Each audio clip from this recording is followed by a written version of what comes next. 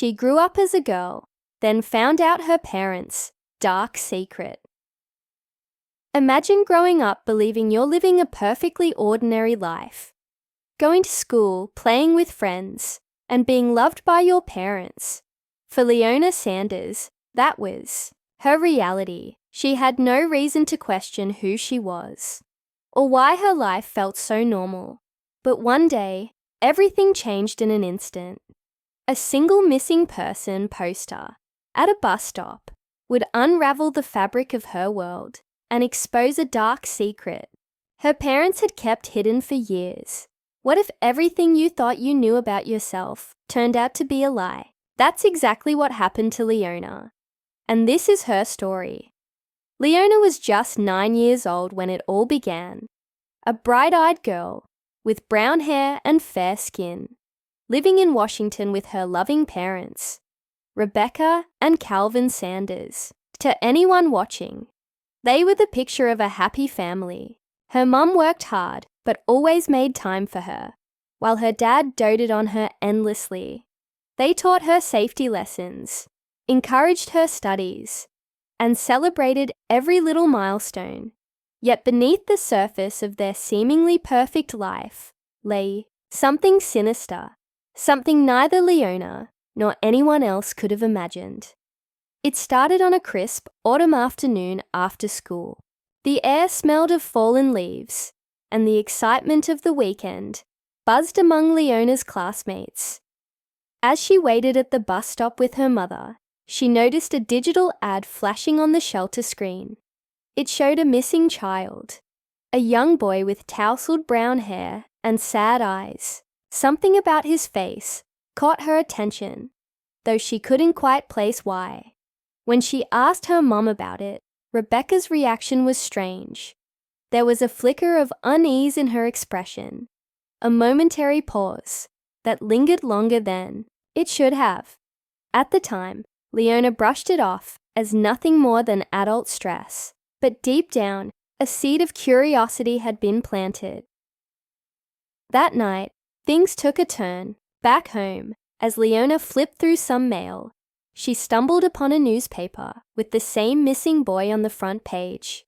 This time, her mother reacted even more intensely, snatching the paper away and telling her not to look at such things. "It's for adults," Rebecca said firmly, her voice strained, but Leona couldn't let it go. Why did her mum seem so bothered by a simple missing child poster? And why did people keep saying the boy looked like her? Even her best friend Zoe joked about it later, teasing that the boy resembled Leona.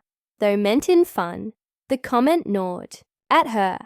Was there something she didn't know about herself? The tension only grew thicker over the next few hours.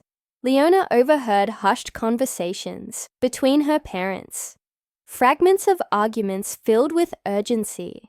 Words like holiday and new state floated around, but nothing added up. Then came the sudden announcement. They were leaving town immediately. Suitcases were packed hastily, and Leona was rushed into the car without explanation. Her confusion quickly turned to fear, as her parents' behavior became increasingly erratic. Who were these people she thought she knew so well? Where were they taking her? And why did it feel less like a vacation and more like an escape? As they sped through the darkening streets, Leona's mind raced with questions. Her attempts to get answers were met with sharp replies and forced smiles. "It's a surprise trip," her dad insisted, but his words lacked conviction. By the time they reached a hotel near the airport, Leona was certain something was terribly wrong. The turning point came when a man in the hotel lobby confronted her mother, accusing her of things Leona didn't understand. His words were harsh, venomous, and directed straight at Rebecca. "You are disgusting. People like you shouldn't be allowed to have children." Leona watched in stunned silence as her mother crumbled under the weight of the accusation. Whatever secrets her parents were hiding, they were bigger and darker than she ever imagined. Back in their hotel room, panic set in. Leona accidentally answered a call from Melanie, Zoe's mum, who sounded frantic and desperate for information. Before hanging up, Melanie begged Leona to trust her and stay on the line. Moments later, her mother returned to find the phone in Leona's hand. The look on Rebecca's face said it all. Fear, anger, and defeat. Without a word, she smashed the phone to pieces, grabbed a suitcase, and told everyone to leave, but it was too late. Outside, police sirens wailed in the distance, growing louder with each passing second. Leona's heart pounded as she realized they weren't just running, they were being chased. The confrontation with the police was surreal. Bright lights blinded her as officers surrounded the car, shouting commands. Her parents knelt on the cold pavement, hands raised above their heads, while Leona stood frozen, tears streaming down her face. In that moment, her entire world collapsed. The people she loved most were taken away in handcuffs, leaving her alone with strangers. Melanie arrived soon after, wrapping Leona in a tight embrace and promising she'd be safe. But how could she feel safe when everything she knew had been torn apart? At the police station, the truth finally came out, or at least part of it. Detective Thompson placed a familiar newspaper on the table, pointing to the missing boy. "This is you," he said gently. "Your name is Tom Rockwell. You went missing from an orphanage years ago." Leona shook her head, refusing to believe him. "No," she cried. "I'm not a boy, I'm Leona." Yet the evidence mounted. Photos, documents, and testimonies painted a devastating picture. The people she called Mom and Dad weren't her biological parents. They had abducted her and raised her as their own daughter. But that wasn't the worst of it. A discovery in Rebecca's purse revealed pills meant for hormone therapy. Pills intended for transgender adults, not children. Somehow, Leona had been given these medications, altering her body in ways she didn't yet fully comprehend. The revelation left Leona reeling. Who was she really? Was she Tom, the boy who disappeared years ago?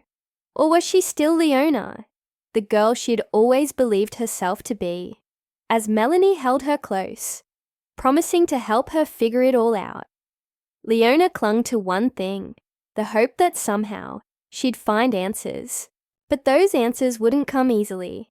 Ahead lay hospital visits, psychological evaluations, legal battles, and countless other challenges. For now, she sat in the back seat of another police car, heading toward the unknown, her heart heavy with fear and uncertainty. What awaited her next? And could she ever forgive the people she once called her parents?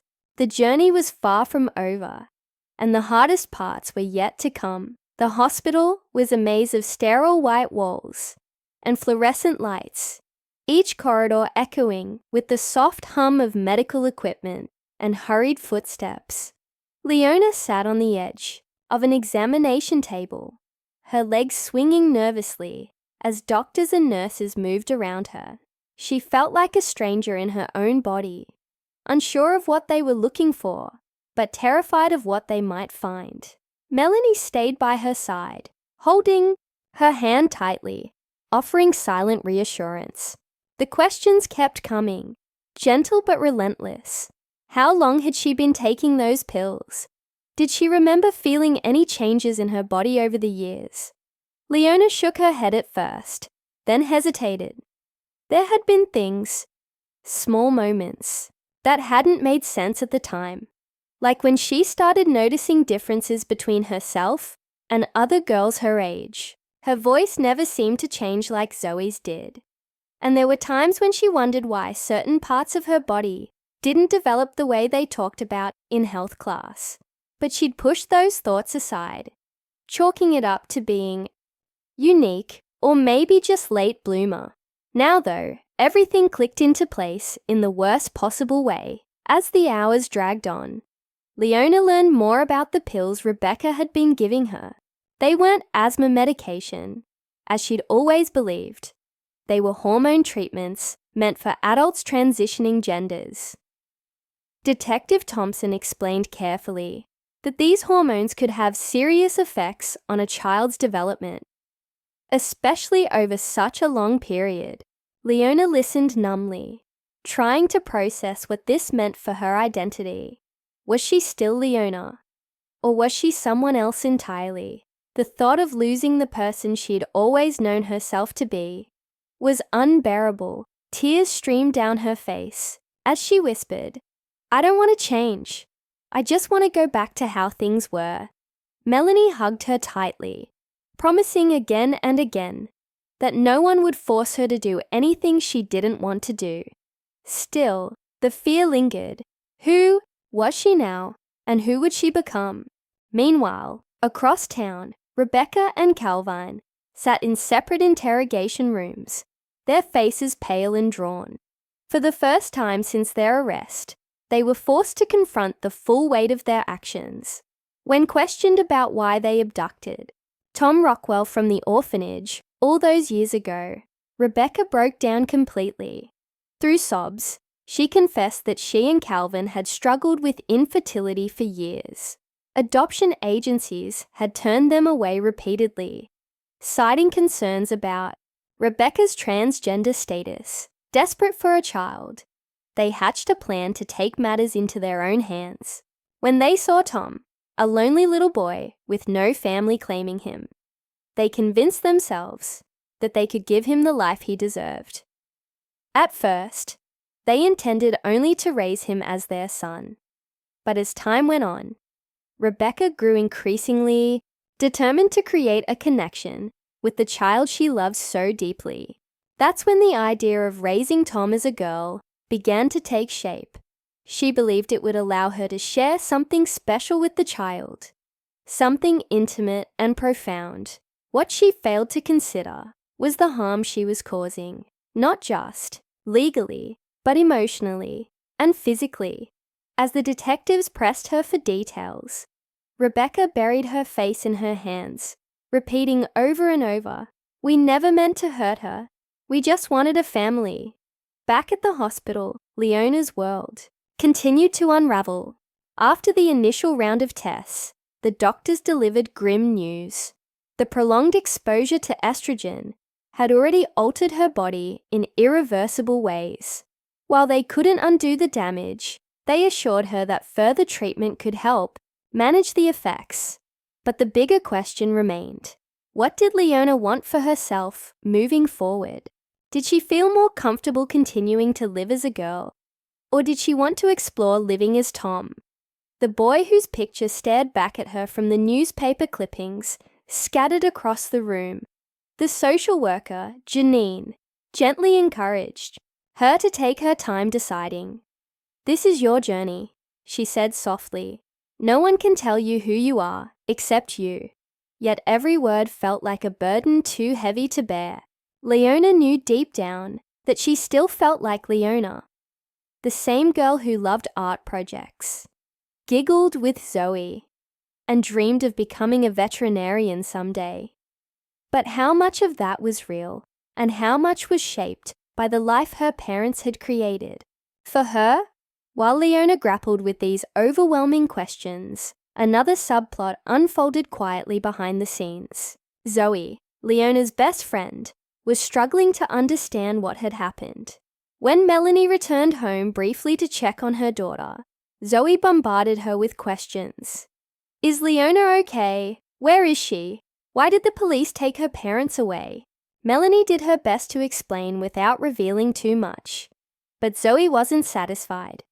"That's not fair," she exclaimed angrily. "Leona didn't do anything wrong. She's my best friend." Melanie hugged her tightly, promising that Leona would need her support more than ever in the days ahead. Inspired by her mother's words, Zoe decided to write letters to Leona, filling them with jokes, drawings, and reminders of happier times. It was a small gesture, but it gave Zoe a sense of purpose during a confusing and scary time. Tension reached its peak when Leona was finally allowed to visit her parents in jail. The sight of them behind bars hit her like a punch to the gut. Rebecca looked thinner, her eyes hollow with guilt, while Calvin sat slumped in his chair, staring at the floor. For a moment, none of them spoke. Then Leona broke the silence, her voice trembling. "Why did you lie to me?" Rebecca flinched, tears streaming down her face as she tried to explain. "We wanted you to be happy," she choked out. "We thought we were giving you the best life we could." Leona shook her head, anger and sorrow warring within her. "But you stole me," she whispered. "You took me away from whoever I was supposed to be. You made me into something I don't even know anymore." Calvin finally looked up, his voice cracking with emotion. "We love you, Leona. No matter what happens, please don't forget that." His words stung because they rang true, but they also highlighted the painful contradiction at the heart of their crime. Love didn't excuse betrayal, and yet it was impossible to deny the depth of their devotion. As the days turned into weeks, preparations began for the court case that would determine the fate of Rebecca and Calvin Sanders. News outlets picked up the story, turning it into a national sensation. Debates raged online and on television. Were they monsters who had stolen a child, or misguided individuals driven by desperation? Public opinion was divided, but Leona found little comfort in either side. All she cared about was finding some semblance of peace amidst the chaos. With Melanie's guidance, she started seeing a therapist who specialized in trauma recovery. Slowly, she began to untangle the web of emotions, tying her down. Anger gave way to sadness, which eventually made room for acceptance. She realized she didn't have to figure everything out right away, whether she chose to embrace her identity as Tom or continue as Leona. The decision was hers alone, and no one else's. Yet even as Leona began to heal, the looming trial cast a shadow over her newfound clarity. Evidence against her parents mounted daily, including testimony from staff at the orphanage where Tom had disappeared.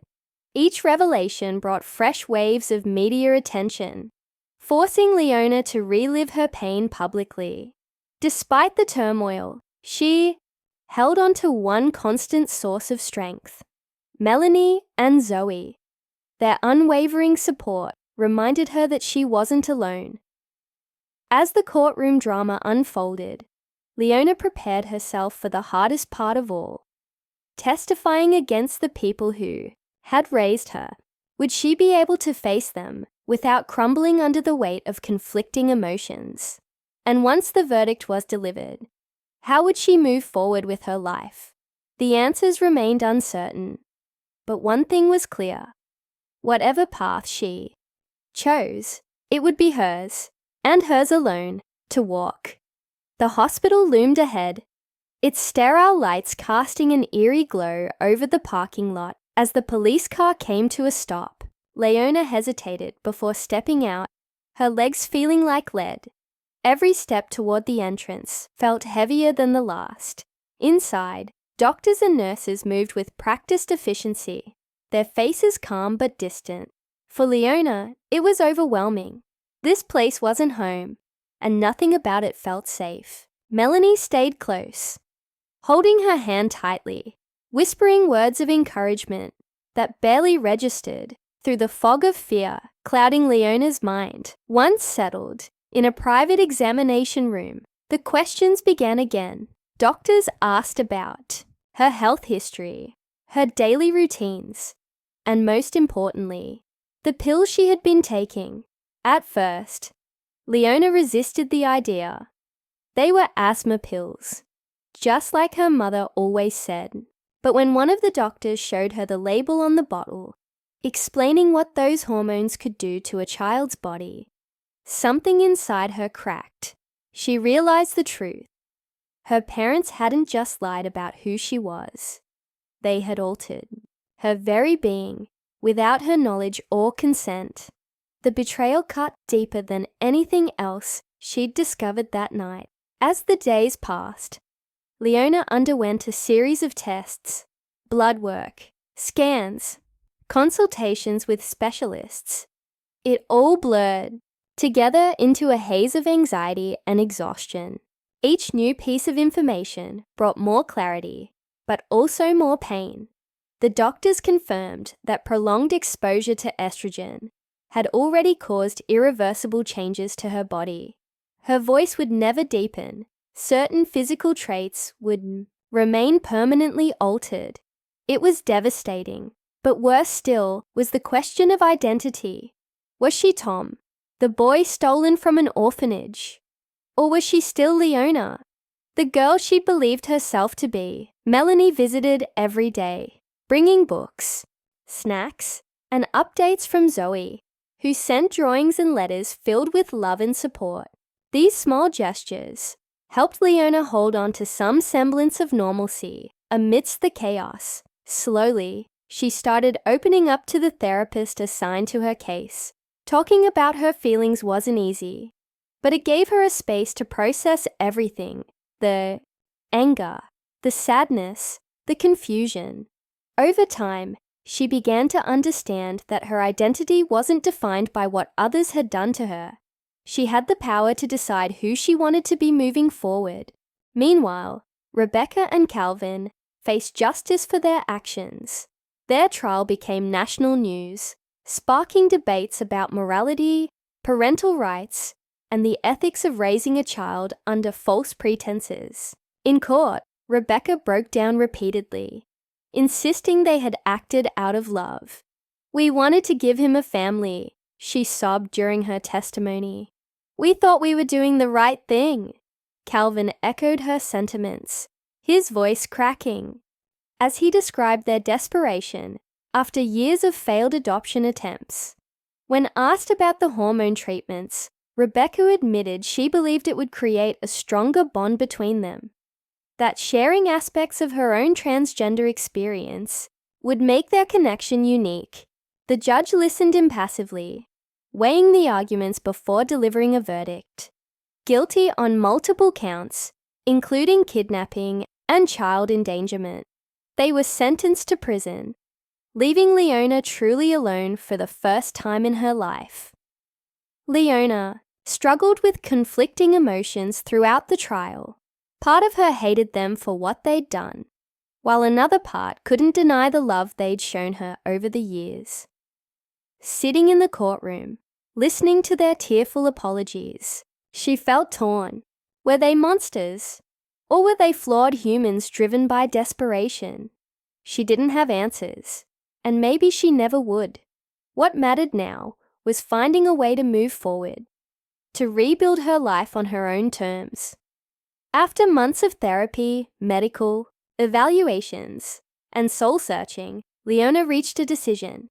She chose to continue living as Leona, embracing the person she'd always known herself to be. It wasn't an easy choice, and she knew there would be challenges ahead.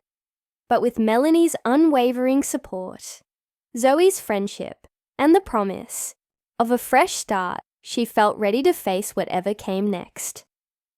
On the day she left the hospital, Leona stood outside, breathing in the crisp autumn air. It smelled different somehow, cleaner, freer. For the first time in months, she allowed herself to smile. The road ahead wouldn't be easy, but she finally understood that her worth wasn't tied to anyone else's choices. She was Leona Sanders, or maybe someday, simply Leona. Whoever she became, she vowed to live authentically, guided by her own heart, rather than the shadows of her past. As she climbed into Melanie's car, Zoe waved excitedly from the back seat, holding up a handmade sign that read, "Welcome home." Leona laughed despite herself, tears streaming down her face, not from sadness this time, but from gratitude. She might not have all the answers yet, but she knew one thing for sure. No matter what name she carried, she was still the same person inside, and that person deserved happiness, love, and a chance to rewrite her story.